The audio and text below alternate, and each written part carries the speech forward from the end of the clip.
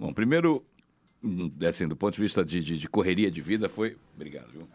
De correria de vida foi uma loucura, porque para conseguir...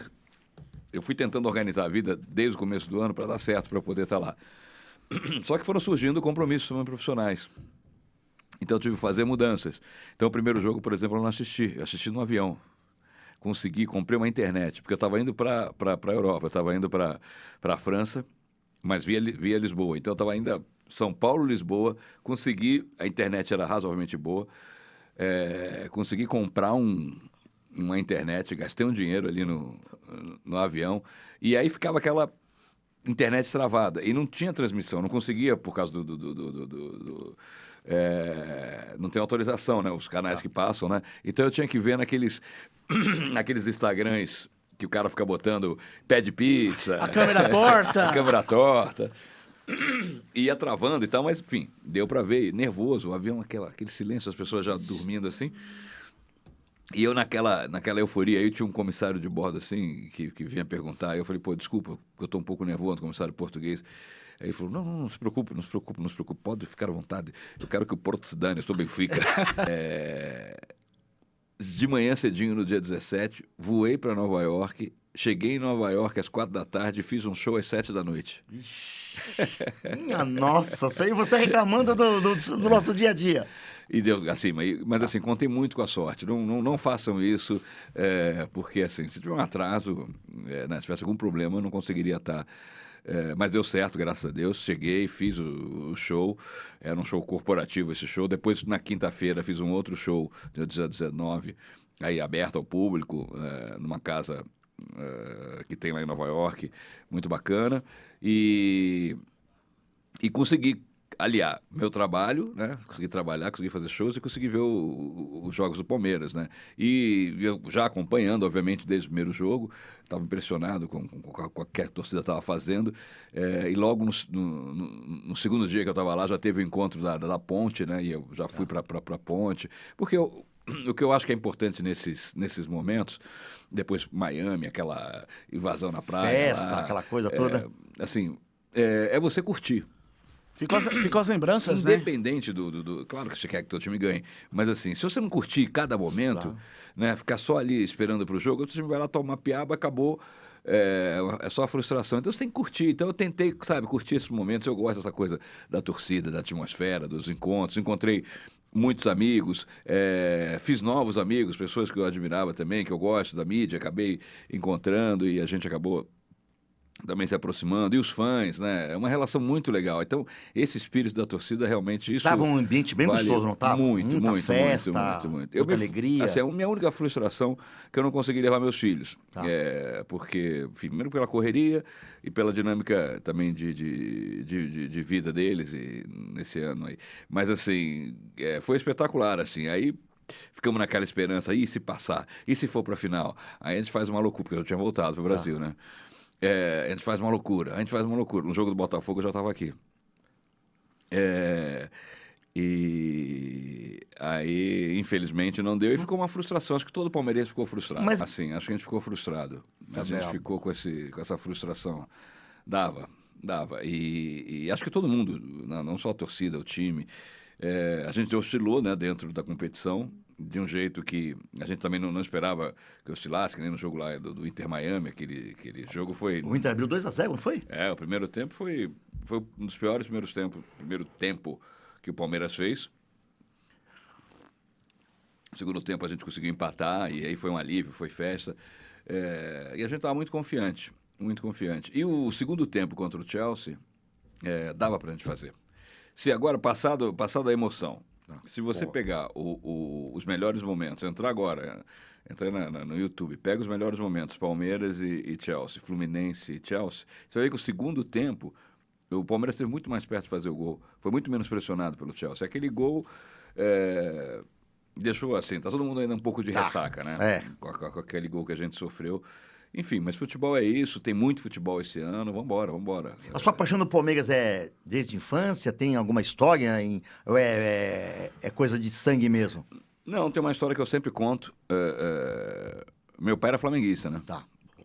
Meu pai era super flamenguista e tal, mas ele era um outro momento. Ele andava no meio do futebol, era amigo de, né, jogadores de todos os clubes, né? E tem a ligação dele com a Copa de 70, né, que foi muito forte, que ele estava lá no México naquele momento e junto com a seleção ali. E ele também era uma estrela naquele momento ali, muito grande ali. E teve muito próximo ali da seleção, da amizade dele com o Pelé, enfim, e com outros jogadores. E aí, quando a gente mudou definitivamente para São Paulo, a gente ficava entre Rio, São Paulo, Rio, São Paulo, Rio, São Paulo, morava um ano 2 anos em São Paulo, um ano no Rio, depois fomos com 6 anos, com 5 para 6 a gente voltou para o Rio, aí eu fiquei até os 9, e aí com 9 a gente voltou definitivamente para São Paulo. Então, nesse momento a gente foi morar no Lorde Palace Hotel, que era a concentração do Palmeiras. Foi a concentração do Palmeiras final dos anos 60, começo dos anos 70, que era um hotel que ficava ali na Rua das Palmeiras, ali em Santa Cecília, né? Perto da a Rádio Globo. A Isso, Rádio Globo ficava ali na Rua dos Palmeiras. Na mesma rua. E que privilégio, né? Pode matar o café? Um privilégio, né? Essa concentração junto com os jogadores. Como é que o destino ele é incrível, né? E meu pai era, né, era amigo de vários jogadores, o Pereira, Leivinha, o César Maluco. E era flamenguista. Era flamenguista, mas era amigo de todo mundo, né? Amigo é amigo, né? Não tem essa... E aí você torce pro amigo. É amigo dos jogadores do Corinthians, enfim, amigo de todos. Você conhece as pessoas, você começa a torcer por elas, né? E eu lembro, por exemplo, que na época eu era criança, bem criança, nessa época do troca-troca Flamengo e Fluminense no Rio de Janeiro, meu pai ficou muito amigo do Horta. Que era o presidente, era muito amigo do Horta. Presidente do Fluminense. Do Fluminense. Então a gente ia muito à sede do Fluminense, fui aos jogos do Fluminense. Eu tinha um vizinho que era vascaíno lá no Rio, que depois que eu mudei para São Paulo, continuei nas férias indo para casa dele, e o pai dele, um grande cantor de sereste, um dos maiores cantores de sereste, que era o Carlos José, super vascaíno, a gente ia assistir os jogos do Vasco. Então, assim, era um outro... Naquela época você ia assistir os jogos dos outros times, porque tinham ídolos em todos os... Sim. Né, os ídolos ficavam no Brasil, os ídolos não ficavam fora. Então, você ia assistir o Vasco porque tinha o Roberto Dinamite. Eu ia com meu amigo que era vascaíno. Eu ia assistir o Flamengo porque tinha o Zico, o Júnior, né, Leandro. Eu ia assistir o Palmeiras porque, dependendo da época, né, ali quando eu era pequeno, quando, né, me transformei em palmeirense, você tinha essa academia, Ademir, Leivinha, Dudu, Ney, Leão, César. E o César gostava muito de mim. E eu tinha 9 anos de idade. E ele tinha uma loja colada ao hotel, uma loja de roupas masculinas. E aí eu voltava da escola e eu ficava lá na loja, porque tinha as vendedoras e tal, não sei o quê, e eu ficava ali. Eu sempre gostei de estar com os adultos. Era uma distração para mim. E, obviamente, quando o Palmeiras ia jogar, estava ali no café da manhã, no almoço, no jantar, eu estava ali com os jogadores e tal. Eu queria ser jogador, queria ser goleiro, aquela coisa de criança, né?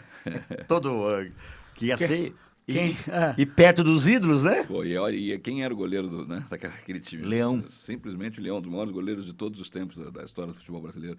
A gente fala pouco do Leão, mas ele foi um dos maiores goleiros, né, do Brasil. E aí, o César falou assim, não, vou levar o menino lá Chegou a me levar em treino, levaram essa coisa de campo pra... E aí, naturalmente, né, eu fiquei muito próximo de todos ali os jogadores e tal, e teve o Palmeiras e Corinthians, o Corinthians e Palmeiras, o gol do Ronaldo, né, 1-0, 74. 74. O Palmeiras ganhou do título em cima do... E eu fui assistir aquele jogo, né, e foi uma loucura, assim, porque vocês não têm ideia, assim, porque o Corinthians tinha certeza que ia sair da fila, né, e, assim... Foi uma loucura. Tanto que quando acabou o jogo, a gente teve que ficar muito tempo no estádio. Eu lembro que eu fiquei até assustado, porque as pessoas tombaram o carro, botaram fogo, virou uma guerra. E a torcida do Corinthians estava maior do que a do Palmeiras, né? Parece que nesse jogo. O Rivelino era despedido do Rivelino do Corinthians. Isso. Era assim, eles tinham certeza que iam levar. Eu não lembro diretamente da história, acho que teve um jogo anterior, né? Ou a sequência ali do campeonato, que eles estavam muito confiantes. E o Palmeiras, de novo, né? Foi bicampeão e ganhou aquele título. E, assim, no meio daquela loucura, eu falei, cara, foi uma guerra. E eu falei, nessa guerra, quem ganhou foram os meus amigos. Tá, boa. Imagina uma criança vendo aquilo assim, aquilo. E os teus amigos, porque na minha cabeça, na cabeça de uma criança, aqueles caras estavam no campo, eram os meus amigos.